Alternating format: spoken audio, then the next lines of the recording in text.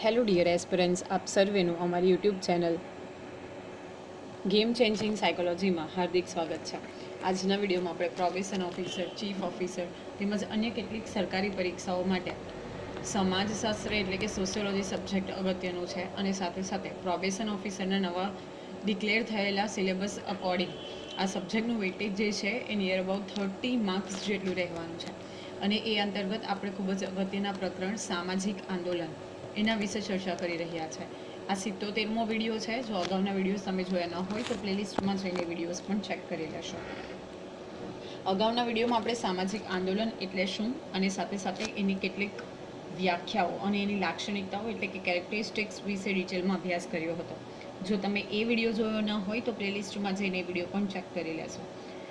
અગાઉના વિડીયોમાં એટલે કે ગઈકાલે આપણે એવું ડિસ્કશન કર્યું હતું કે જ્યારે જે રૂઢિઓ છે, જૂનવાળી વસ્તુઓ છે, એની જગ્યાએ આપણે કોઈક નવી પદ્ધતિઓ અથવા તો નવા વિચારો અથવા તો ક્રાંતિ અથવા નવસર્જન કરવું હોય તો બેઝિકલી જૂનું જે ગ્રુપ છે એ એટલે કે જૂની વિચારધારા અને નવી વિચારધારા વચ્ચે કોન્ફ્લિક્ટનું ક્રિએશન થાય છે અને એને કારણે સામાજિક આંદોલનો છે એ સર્જાય છે.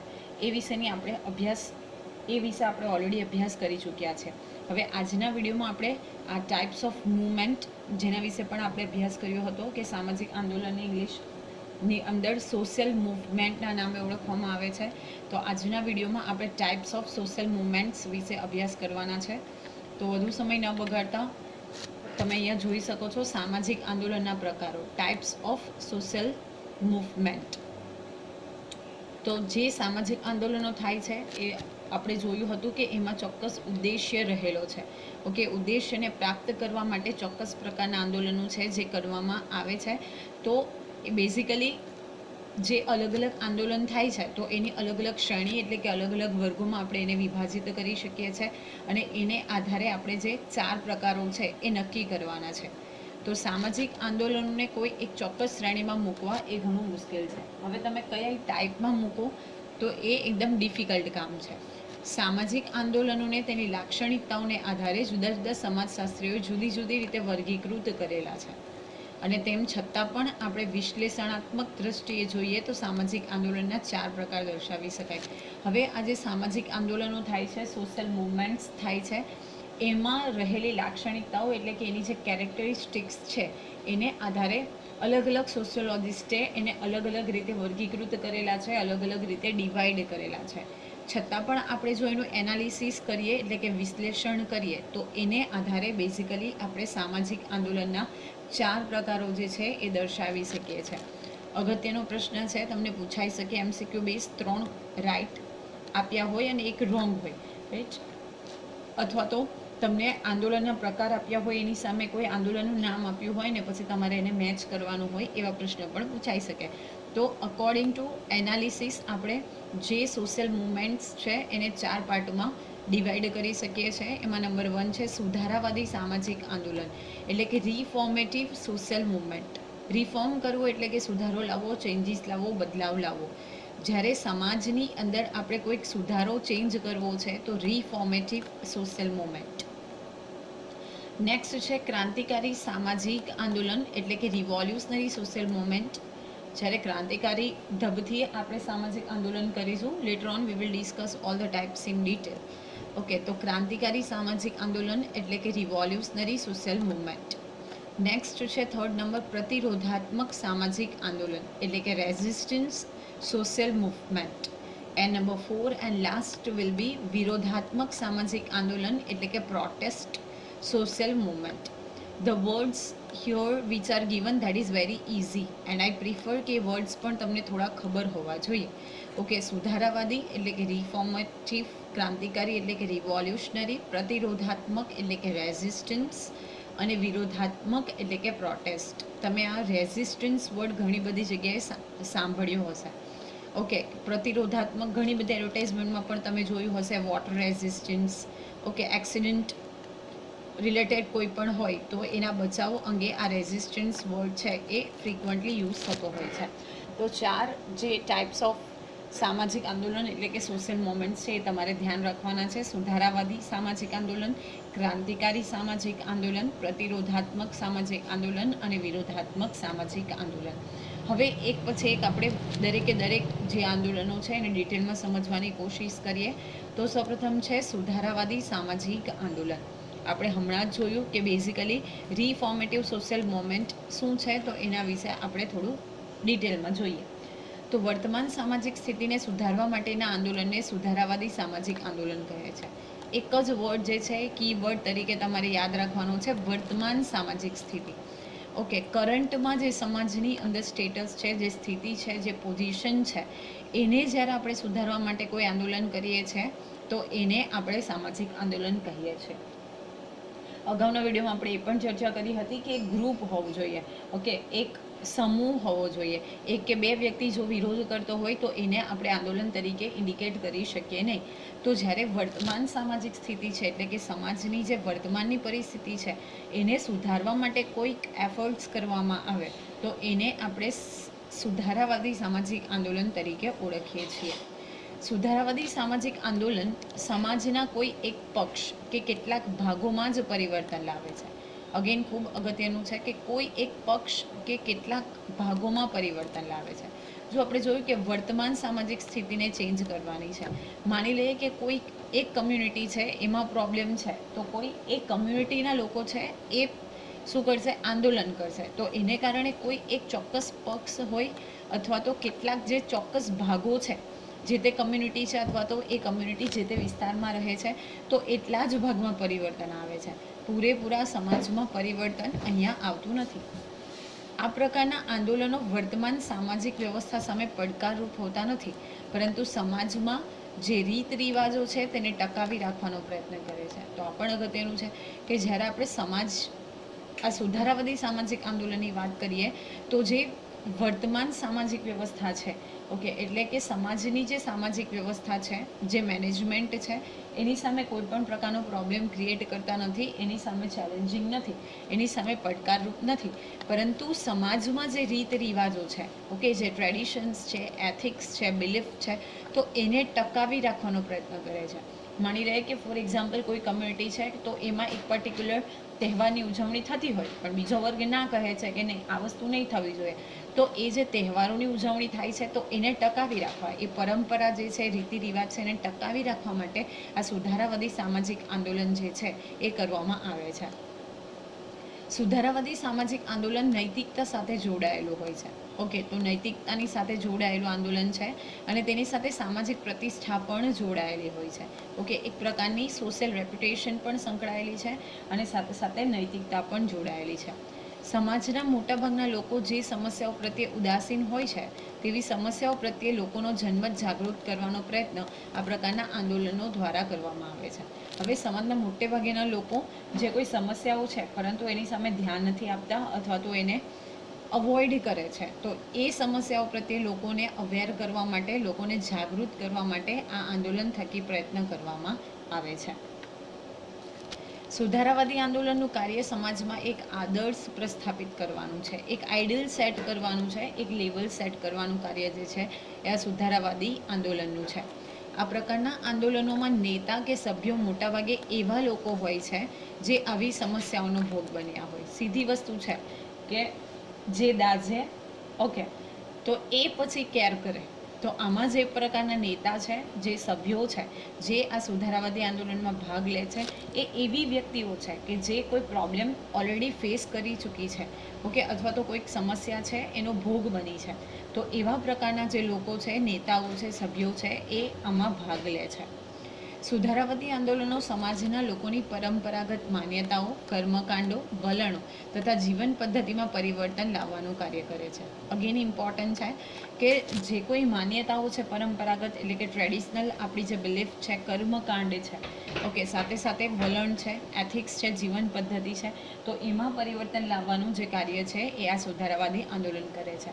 અહીંયા એક્ઝામ્પલ આપેલું છે કે જેમ કે રાજા રામમોહન રોય દ્વારા સતી પ્રથા અને બાળ લગ્નનો વિરોધ કરી બ્રહ્મ સમાજની સ્થાપના કરવામાં આવી. ઓકે, સમાજના કુરિવાજોને દૂર કરી સમાજમાં પરિવર્તન લાવવા માટે આંદોલન ચલાવાતું હતું.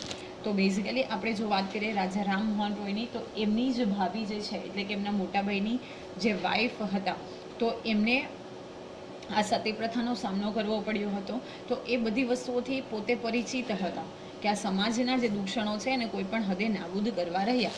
તો એમનાથી એટલે કે એ આ બધી સિચ્યુએશન વિશે અવેર હતા અને એટલા માટે એમના દ્વારા સતી પ્રથા અને બાળ લગ્નનો વિરોધ કરવામાં આવે છે અને એના માટે બ્રહ્મ સમાજ જે છે એની સ્થાપના કરવામાં આવે છે.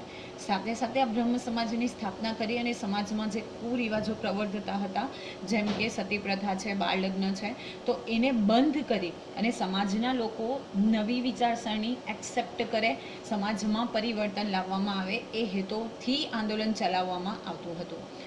ગુજરાતમાં કવિ નર્મદનું સુધારાવાદી આંદોલન તથા કરસનદાસ મૂળજી તથા મહર્ષિ કર્વેના સ્ત્રી કેળવણી માટેના આંદોલનો આના ઉત્તમ ઉદાહરણ કહી શકાય.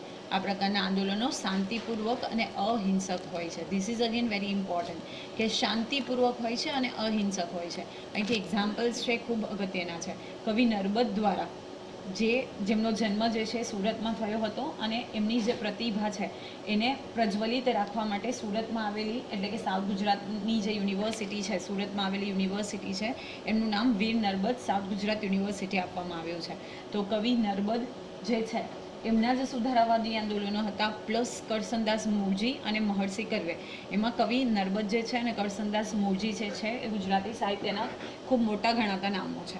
ઓકે, એમના દ્વારા જ સૌપ્રથમ જે સામયિક છે દાંડિયો એ ચાલુ કરવામાં આવ્યું હતું કવિ નર્મદ દ્વારા. તો એમના દ્વારા સ્ત્રી કેળવણી માટેના જે આંદોલનો થયા, these are the best examples of this movement. Important છે કે એકદમ પીસફુલી કરવામાં આવે છે અને એકદમ નોન વાયલન્સ પ્રકારના હોય છે. નેક્સ્ટ જોઈએ આપણે નંબર 2, ધેટ ઇઝ ક્રાંતિકારી સામાજિક આંદોલન. ઓકે, તો આઈ હોપ કે જે સુધારાવાદી સામાજિક આંદોલન છે એમાં તમને ખબર પડી ગઈ હશે. ક્રાંતિકારી સામાજિક આંદોલન સુધારાવાદી આંદોલન કરતાં બિલકુલ વિરુદ્ધ પ્રકારનું છે. ઓકે, તો આપણે જોયું કે અહીંયા શાંતિપૂર્વક, અહિંસક અને જે પરંપરાગત માન્યતાઓ છે તો એમાં પરિવર્તન લાવવાનું કાર્ય કરવામાં આવે છે. જ્યારે આપણે ક્રાંતિકારી સામાજિક સુધારાવાદી આંદોલનની વાત કરીએ તો એ તદ્દન વિરુદ્ધ પ્રકારનું છે, તદ્દન વિપરીત પ્રકારનું છે. તો એ પણ તમારે યાદ રાખવાનું છે. ઓકે, જે સમાજના કોઈ એક ક્ષેત્ર કે ભાગમાં પરિવર્તનની હિમાયત નથી કરતા, પરંતુ સમાજમાં ધરમૂળથી ફેરફારની હિમાયત કરે છે. આપણે અગાઉમાં જોયું હતું કે ફક્ત કોઈ એક સમાજનો જે પક્ષ છે એ અથવા તો વિસ્તારને જ પ્રભાવિત કરે છે, પરંતુ અહીંયા ક્ષેત્ર કે ભાગમાં પરિવર્તનની હિમાયત કરતા નથી, એટલે કે પ્રિફર નથી કરતા, પરંતુ પૂરા સમાજમાં જે ધરમૂળથી ફેરફાર છે એની હિમાયત કરે છે, એને પ્રિફર કરે છે. આ પ્રકારનું આંદોલન સમાજની વર્તમાન વ્યવસ્થાને સ્થાને સંપૂર્ણ નવી જ વ્યવસ્થા સ્થાપવાનો ઉદ્દેશ્ય ધરાવે છે. ઓકે, જે કોઈ પરંપરા વર્તમાનમાં ચાલી રહી છે તો એને સંપૂર્ણ ચેન્જ કરવાની છે અને એના બદલે કોઈક નવી વ્યવસ્થા છે એ સ્થાપવાનો ઉદ્દેશ્ય જે છે એ બેઝિકલી આ ક્રાંતિકારી સામાજિક આંદોલનમાં આપણે જોઈએ છીએ. અગેન ખૂબ ઇમ્પોર્ટન્ટ છે કે હર્બર્ટ બ્લૂમર નામ તમારે યાદ રાખવાનું છે. હર્બર્ટ બ્લૂમર ક્રાંતિકારી આંદોલનની વિશેષતાઓ અલગ અલગ વિશેષતાઓ દર્શાવે છે. તો એ વિશેષતાની આપણે થોડી ચર્ચા કરીએ. તો ક્રાંતિકારી આંદોલન સંપૂર્ણ સામાજિક વ્યવસ્થાનું પુનઃનિર્માણ કરે છે. તો અહીંયા તમારે કીવર્ડ યાદ રાખવાના છે, સંપૂર્ણ સામાજિક વ્યવસ્થા. કોઈ એક ક્ષેત્ર કે ભાગની નહીં, પરંતુ સંપૂર્ણ સામાજિક વ્યવસ્થાનું પુનઃનિર્માણ કરે છે. જૂની વસ્તુ છે એને કાઢો, નવી વસ્તુનું સર્જન કરો. ઓકે, એટલે નવી વ્યવસ્થાનું પુનઃનિર્માણ કરવાનું વલણ અહીંયા આપણે જોઈ શકીએ છીએ. ક્રાંતિકારી આંદોલન વર્તમાન સમયમાં સ્થાપિત અથવા તો પ્રસ્થાપિત મૂલ્યો, રૂઢિઓ, રિવાજોને સ્થાને નવા નૈતિક મૂલ્યોની નવી યોજનાઓ રજૂ કરે છે. તો અગત્યનું છે કે જે મૂલ્યો છે, રૂઢિઓ છે, રિવાજો છે, પરંપરા છે, તો એને રિમૂવ કરવાના છે, એને કાઢવાના છે અને એને સ્થાને નવા નૈતિક મૂલ્યો જે છે, નવા એથિક્સ છે, તો એ યોજનાઓને રજૂ કરે છે. આ આંદોલન સમાજની સમસ્યાઓના ઉકેલ માટે વર્તમાન સંસ્થાઓ, ફોર એક્ઝામ્પલ સંસદ એટલે કે પાર્લામેન્ટ, પોલીસ, ન્યાયતંત્ર, જ્યુડિશરીમાં વિશ્વાસ ધરાવતા નથી, તેને સ્થાને નવી સંસ્થા શરૂ કરવામાં માને છે. ઓકે, જે વર્તમાનની સંસ્થાઓ છે, ભલે એ પાર્લામેન્ટ હોય, પોલીસ તંત્ર હોય, જ્યુડિશરી હોય, એમાં એ લોકો બિલીવ કરતા નથી.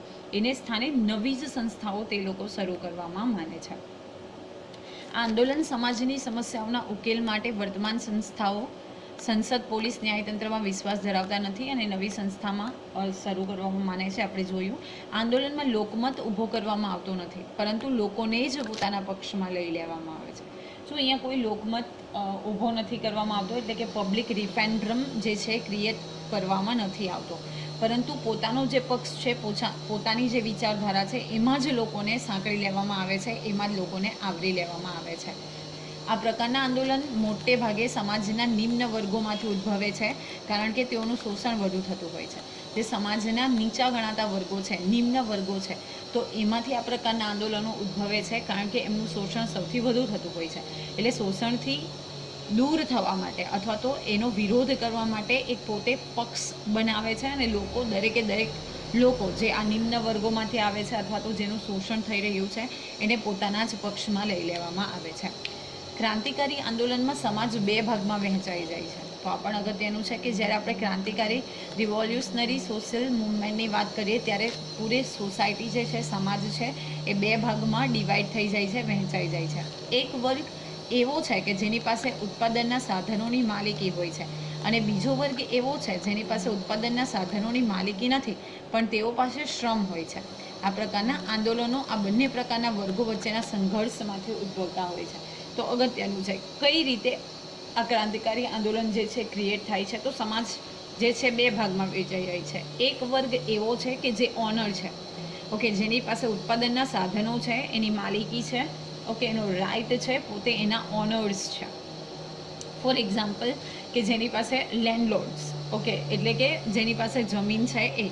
બીજી તરફ લેબર્સની આપણે વાત કરીએ તો એવો વર્ગ કે જેની પાસે જમીન તો નથી, પરંતુ બેઝિકલી આ વર્ગ શું કરે છે, શ્રમ કરે છે, એટલે કે મહેનત કરે છે અને એમની જે ખેતીવાડી છે એમાં મજૂરી કામ કરે છે. તો એ બંને પ્રકાર જ્યારે પગારની વાત હોય કે મહેનતાણું ચૂકવવાની વાત હોય તો એ પ્રકારના વર્ગો વચ્ચે જે સંઘર્ષ થાય છે, એટલે કે જે કોન્ફ્લિક્ટ થાય છે, તો એમાંથી આ ક્રાંતિકારી જે આંદોલન છે એ ઉદ્ભવે છે. વિશેષમાં કહી શકાય કે ક્રાંતિકારી સામાજિક આંદોલનમાં વૈચારિક ક્રાંતિનો પણ સમાવેશ કરી શકાય. વિચારાત્મક ક્રાંતિ જે છે, નવા વિચારોનું સર્જન કરવું, તો એનો સમાવેશ પણ આ ક્રાંતિકારી સામાજિક આંદોલનમાં કરી શકાય છે. ભારતના સંદર્ભમાં જોઈએ, ખૂબ અગત્યનું છે ડૉક્ટર વર્ગીસ કુરિયનના અમૂલ દ્વારા ઊભી થયેલ શ્વેત ક્રાંતિ તથા વિનોબા ભાવેના ભૂદાન, ગ્રામદાન અને સંપત્તિદાન દ્વારા સમાજમાં થયેલા ક્રાંતિ તેના ઉદાહરણો છે. અહીંયાથી ઘણી બધી વખત પ્રશ્ન પૂછાયેલો છે કે ડૉક્ટર વર્ગીસ, જેના દ્વારા શ્વેત ક્રાંતિ થઈ, ઓકે, એટલે કે આપણે એવું કહી શકીએ કે વ્હાઇટ રિવોલ્યુશનના ફાઉન્ડર જે છે ડૉક્ટર વર્ગીસ કુરિયન, ઓકે, એમના દ્વારા જે અમૂલ ડેરી એસ્ટાબ્લિશ કરવામાં આવી અને તેમના દ્વારા જે શ્વેત ક્રાંતિ કરવામાં આવી, તો એ સાથે સાથે વિનોબા ભાવેના ભૂદાન, ગ્રામદાન અને સંપત્તિ દ્વારા સમાજમાં થયેલી જે ક્રાંતિ છે એ આ ક્રાંતિકારી સામાજિક આંદોલનના ઉદાહરણો છે. તો ઉદાહરણો પણ તમારે યાદ રાખવાના છે. હવે એક અગત્યનું, જ્યારે આપણે બે આંદોલનો જોયા તો એ થોડી કમ્પેરેટિવ બેઝ ઉપર સ્ટડી કરી લઈએ. તો સુધારાવાદી આંદોલન અને ક્રાંતિકારી આંદોલન વચ્ચેનો આપણે તફાવત જોઈએ. જો તમે આવી રીતે યાદ રાખશો તો તમને ઇઝીલી યાદ રહી જશે. તો સમાજના આંશિક પરિવર્તન સાથે જોડાયેલ હોય છે. જ્યારે આપણે સુધારાવાદી આંદોલનની વાત કરીએ તો આપણે જોયું કીવર્ડ તમારે યાદ રાખવાના છે, આંશિક પરિવર્તન સાથે જોડાયેલા છે. જ્યારે ક્રાંતિકારી આંદોલનની વાત કરીએ તો સમાજના સંપૂર્ણ પરિવર્તન સાથે જોડાયેલ છે. તો એક તરફ છે આંશિક પરિવર્તન, બીજી તરફ છે સંપૂર્ણ પરિવર્તન. નેક્સ્ટ, પ્રસ્થાપિત સામાજિક વ્યવસ્થામાં સુધારણા કેન્દ્ર સ્થાને છે. તો જે પ્રસ્થાપિત સામાજિક વ્યવસ્થા છે તો એમાં સુધારણા જે છે કેન્દ્ર સ્થાને છે અને સામાજિક વ્યવસ્થાને સંપૂર્ણપણે નકારે છે. આમાં તો જે વ્યવસ્થા છે એને સુધારો કરવાનો છે, પરંતુ ક્રાંતિકારી આંદોલનની વાત કરીએ તો એ જે વ્યવસ્થા છે એ ટોટલી આપણે નકારી દેવાની છે, એટલે કે એના જગ્યાએ ટોટલી આપણે નવી વસ્તુ જે છે એનું સર્જન કરવાનું છે.